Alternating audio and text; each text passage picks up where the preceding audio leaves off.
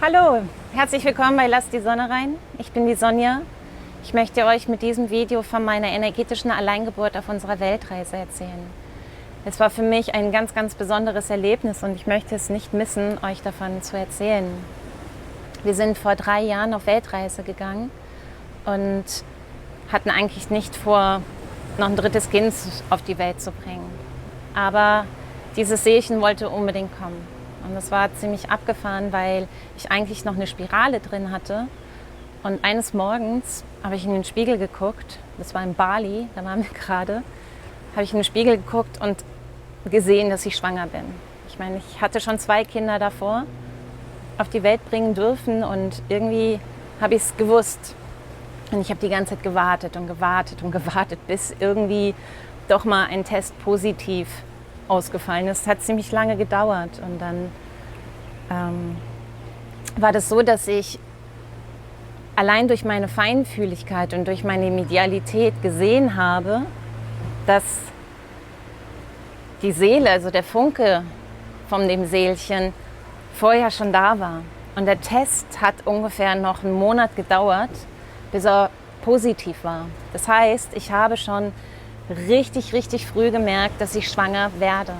Und bis der physische Körper nachzieht, habe ich das schon in meinem Geist gemerkt und gesehen, gefühlt, dass da jemand kommen möchte.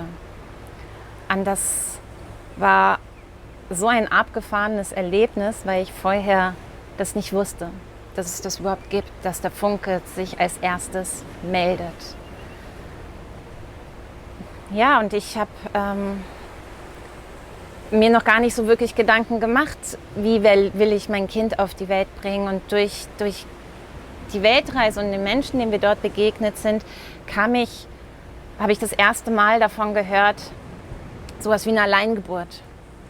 Und ich wusste nicht, was das ist. Für mich war das total schräg, weil das erste Kind und das zweite habe ich im Geburtshaus in Berlin auf die Welt gebracht.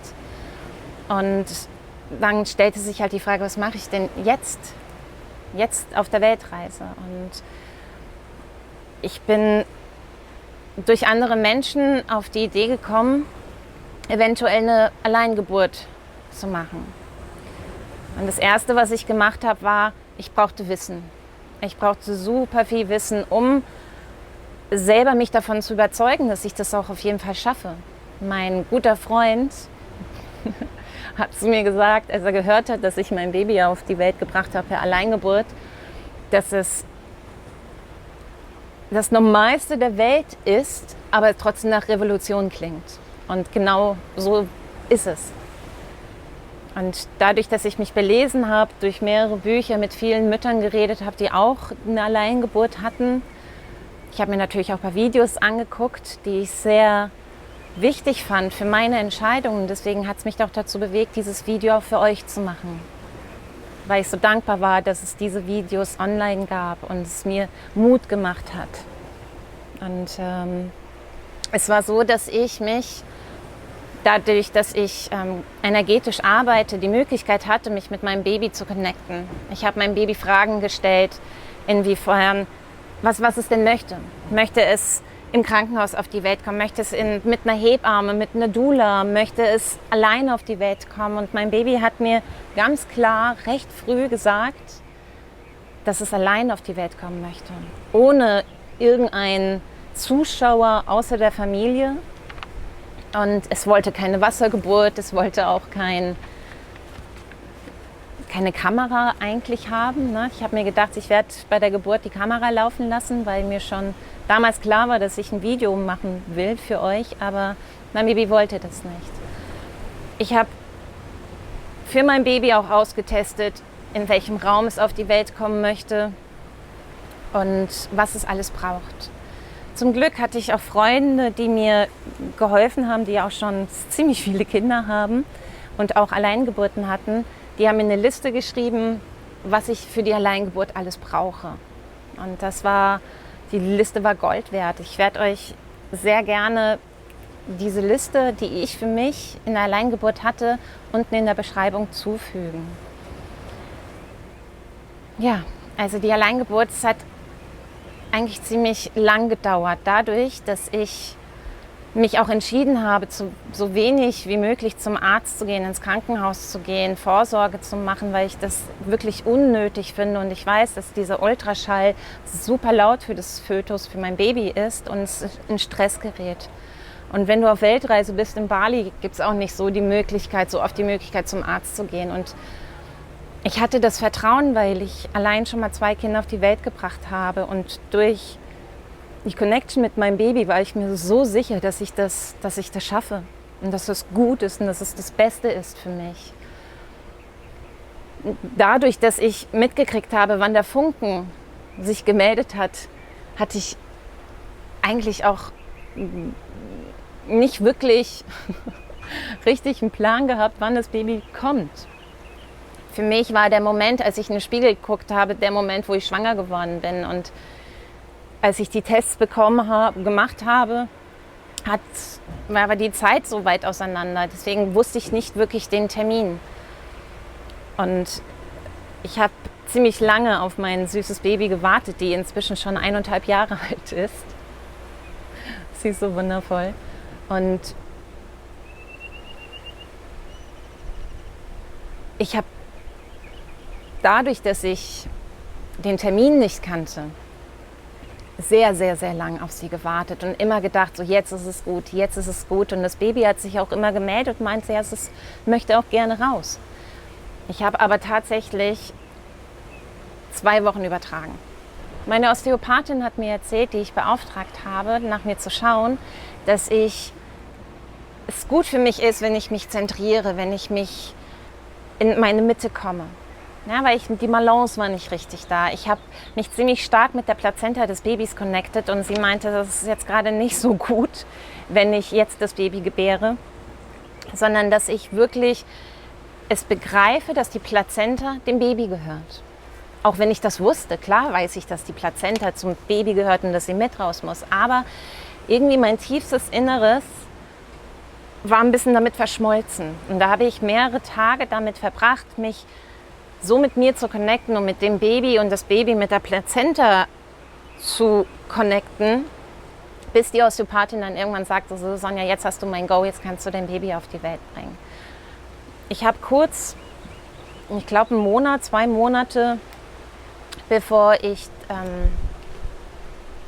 Kleine gekommen ist, bin ich zum Frauenarzt gegangen, weil wir nämlich von Bali dann nach La Palma gezogen sind, um einen schönen Platz zu finden. Denn auf einer Weltreise ist es nicht so einfach, auch aufgrund von Visum, wo wirst du das Baby auf die Welt bringen. Ne? Die Bestimmungen müssen schon richtig sein. Deswegen haben wir uns für La Palma entschieden. Und da bin ich mal zum Arzt gegangen, habe gecheckt, wo die Plazenta liegt, damit ich auch für die Geburt vorbereitet bin.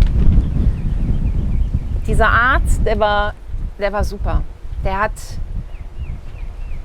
hat erstmal gelacht darüber, als er gehört hat, meine Kamera ist runtergefallen. Sie lebt, das ist cool.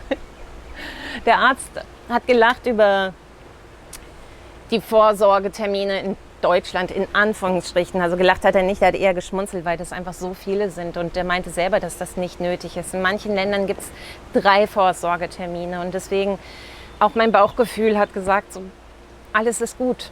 Das Baby braucht gerade aktuell nichts. Ich habe abgecheckt, was wichtig ist, wo die Plazenta liegt, um auch frei in die Geburt zu gehen. Und vor allem musste er mir bestätigen, allein wegen einer Alleingeburt, weil es in Spanien auf La Palma nicht normal ist, ein Kind zu Hause auf die Welt zu bringen per Alleingeburt, musste ich jemanden haben, der offiziell bezeugt, dass das mein Baby ist. Und deswegen bin ich auch nochmal zum Arzt gegangen, dass er mir das stempeln kann und auch den Wisch ausfüllen kann für La Palma, dass das Baby meins ist. Und ja, also es war so, dass ich, glaube ich, 2 Tage lang gemerkt habe, kurz bevor sie gekommen ist, dass es soweit ist. Das spürt man, dass es langsam anfängt. Und ich weiß noch, wir haben so eine schöne Tradition bei uns zu Hause, dass unser Sohn, unser Jüngster, der inzwischen auch schon fast 9 ist, der schläft sehr gerne noch bei uns. Und an dem Tag hat er sich gewünscht, bei mir zu schlafen. Der Henrik hat bei unserer großen Tochter geschlafen und in der Nacht ist es losgegangen. Und es war so, dass ich auch eine Technik für mich entwickelt habe, wie ich atme. Ich habe jetzt um 12 ungefähr ist es losgegangen und ich habe eigentlich die ersten 3 Stunden im Bett gelegen. Oder 4 Stunden, ich weiß es nicht. Die Abstände wurden immer kürzer. Beziehungsweise am Anfang waren sie jede 10 Minuten, dann ging es irgendwann alle 5 Minuten und als es dann alle 3 Minuten waren, bin ich aus dem Bett ausgestiegen, habe alles versucht zu veratmen und da gab es für mich halt eine gute Möglichkeit, dadurch, dass ich früher Hypnobirthing gelernt habe mit meinem Mann und einfach durch meine energetische Arbeit auch weiß, wie wichtig es ist, mit Bildern auch zu arbeiten, habe ich mir selber ein Bild der Atmung gemacht. Ja, ich habe mehrere Stufen der Atmung angelegt. Ich bin bei jeder Welle, die gekommen ist, habe ich erstmal im Bauch geatmet, dann in die Brust und dann in den Kopf. So hoch. Und dann langsam wie so ein Fahrstuhl bin ich zu meiner Gebärmutter, zu dem Baby meine ich, runter geatmet. Und das war ziemlich lustig, weil ich habe alles vorbereitet. Irgendwann habe ich meinen Mann dann im Zimmer meiner Tochter geweckt. Und die Kinder sind dann irgendwann langsam dazugekommen und die Geburt ging eigentlich ziemlich schnell. Das war sehr wunderbar. Ich habe immer die ganze Zeit die Geburt über gestanden. Ich habe auch geguckt, was will das Baby, wie will es auf die Welt gebracht werden. Und stehen war so für mich das Allerbeste. Ich weiß noch, dass ich die ganze Zeit rumgelaufen bin und irgendwann wurden die Wellen schon stärker, aber ich bin immer meiner Atmung geblieben. Ich war so leise. Bei den anderen Geburten, bei meinen Kindern, das war so anders. Das war einfach so anders. Ich habe viel abgegeben durch die Hebammen, die da waren und das CTG, was da die ganze Zeit gemacht wurde, obwohl ich das nicht wollte. Das war schon, ich durfte so sehr bei mir sein, so fokussiert sein. Und ich weiß, dass ich irgendwann im Wohnzimmer, im Flur mich dann irgendwie so an der Wand festgehalten habe. Und dann habe ich gespürt tatsächlich, dass das Köpfchen jetzt wirklich schon fast draußen ist. Und dann habe ich Henrik gerufen und meinte, Henrik, komm mal, es geht jetzt gleich los. Und der ist dann noch so ein bisschen rumgelaufen und dann irgendwann wurde ich intensiver mit meinem Appell an ihn, so Henrik, jetzt komm, es geht gleich los. Er hat eine Matte unter mich gelegt und dann wurde ich lauter. Ich habe 2 Wellen habe ich laut veratmet. Mein Sohn hat sich kaputt gelacht, meine Tochter auch, weil die das so witzig fanden. Und dann kamen sie raus. Und das war so wunderbar. Ich hatte das Flugzeug. Ich hatte das tiefste Vertrauen an mich, an das Baby, an Henrik, an die Kinder und ich habe keine Sekunde daran gezweifelt. Also mir kam das überhaupt nicht in den Sinn, dass dieses Setting gerade nicht passt. Ich weiß, dass viele mich nicht dabei unterstützt haben, eine Alleingeburt zu machen. Viele hatten Angst. Ich habe auch ganz wenigen Leuten Bescheid gesagt. Nur meiner Schwester habe ich Bescheid gesagt, dass ich jetzt gebäre. Per Nachricht auch nur. Ansonsten habe ich niemandem irgendwie gesagt, dass es losgeht, obwohl viele das wissen wollen. Die meisten hatten Angst, die kannten das nicht. Für die war das Revolution. Ja. Und als die Kleine auf die Welt gekommen ist, hat mein Sohn sofort angefangen zu weinen. Der hat geweint vor Freude, vor Liebe, vor Überwältigung, vor dem, was da geschehen ist. Wir haben sie alle in den Arm gehalten, die haben ihr Lieder gesungen. Auf die Plazenta habe ich ein bisschen gewartet. Die hat ein paar Stunden gebraucht. Ich bin mir auch nicht mehr so ganz sicher. Ich glaube, es waren 4 oder 5 Stunden. Ja. Und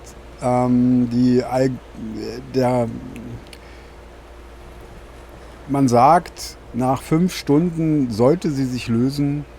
Und es war genau zu dem Zeitpunkt, da habe ich dich gefragt und dann hast du kurz daran gezogen und dann kam sie, glaube ich, auch schon. Ja, also ich hatte kaum Nachwehen. Es war nicht so, dass da gleich jetzt irgendwie der Reiz kam, noch irgendwie, also kam keine Nachwehen. Irgendwie, weiß ich nicht, ob ich das nicht gespürt habe oder so, aber das war wirklich anders als bei meinen beiden anderen. Da hatte ich, glaube ich, nach einer halben Stunde, einer Stunde kam die Plazenta raus.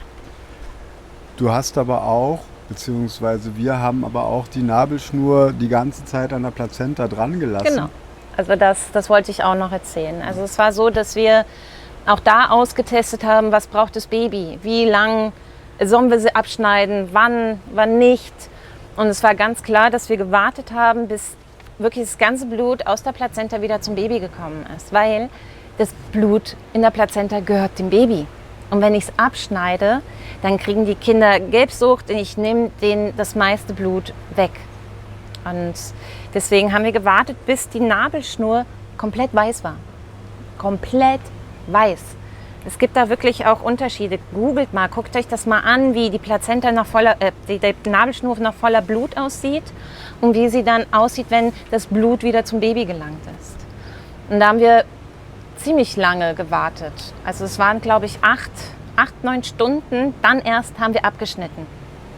Alle haben ausgetestet. Ich habe es ausgetestet, die Kinder haben es ausgetestet. Worauf wir geachtet haben, als wir die Plazenta abgeschnitten haben und als die Plazenta noch rausgekommen ist, waren die Planen. Überall lag die ganze Wohnung mit Planen aus. Das ist ziemlich wichtig gewesen. Überall Handtücher und ich weiß noch, dass irgendwann der Henrik sagte, so Sonja, jetzt langsam müsste mal die Plazenta raus.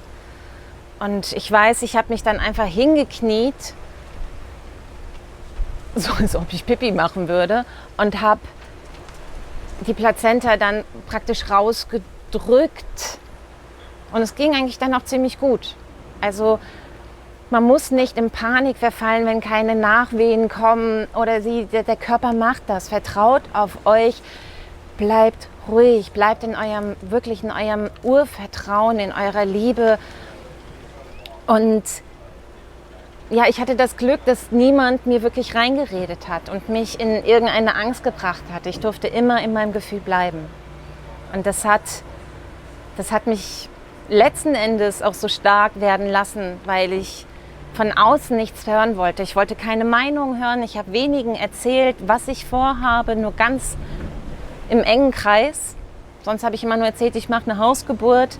Das rate ich euch auch, weil jeder hat eine Meinung. Viele meinen es ja auch gut, aber ich will sie nicht hören. Wenn ich was hören will, dann gehe ich speziell zu den Leuten und frage, hast du mir da irgendwelche Tipps zu geben? Deswegen habe ich das schon eher für mich behalten. Hast du dir Unterstützung geholt?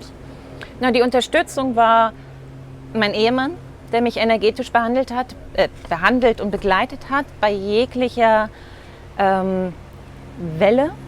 Und auch einfach in der Schwangerschaft davor. Ich war beim Arzt einmal, habe mir einen Ultraschall machen lassen und ich habe die Unterstützung gehabt von meiner Osteopathin.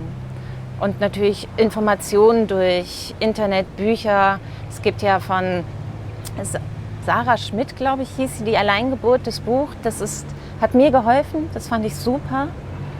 Und ansonsten war ich mein Fachmann und die Connection zu meinem Baby. Es gibt eine Möglichkeit, wie du dich mit deinem Kind verbinden kannst und mit ihm reden kannst. Du kannst Fragen stellen. Ich wusste ganz genau, keine Badewanne, kein Wasser, das will es nicht. Aber ich wusste vor allem, was das Baby möchte. Und das kann mir kein Arzt erzählen, keine Hebamme. Und ich bin da so froh über dieses Geschenk, dass ich diese Möglichkeit hatte, mit meinem Baby zu reden. Läuft die Kamera, ne? War außerdem noch etwas für dich, für die Alleingeburt im Vorfeld wichtig? Oder hast du dich irgendwie speziell noch darauf vorbereitet? Na, meine Erfahrung, weil ich 2 Kinder schon auf die Welt gebracht habe, das war meine Vorbereitung. Hypnobirthing hatte ich bei meinem zweiten Baby gelernt. Und sonst habe ich mich nur belesen und war in meinem Gefühl und habe durchgehend mit meinem Baby gequatscht. Das war meine Vorbereitung. Wenn du vorher schon von Alleingeburt erfahren hättest, hättest du deine anderen Kinder auch per Alleingeburt auf die Welt gebracht? Oh, das ist eine total gute Frage. Ich weiß nicht, weil bei meinem ersten Kind war ich 26.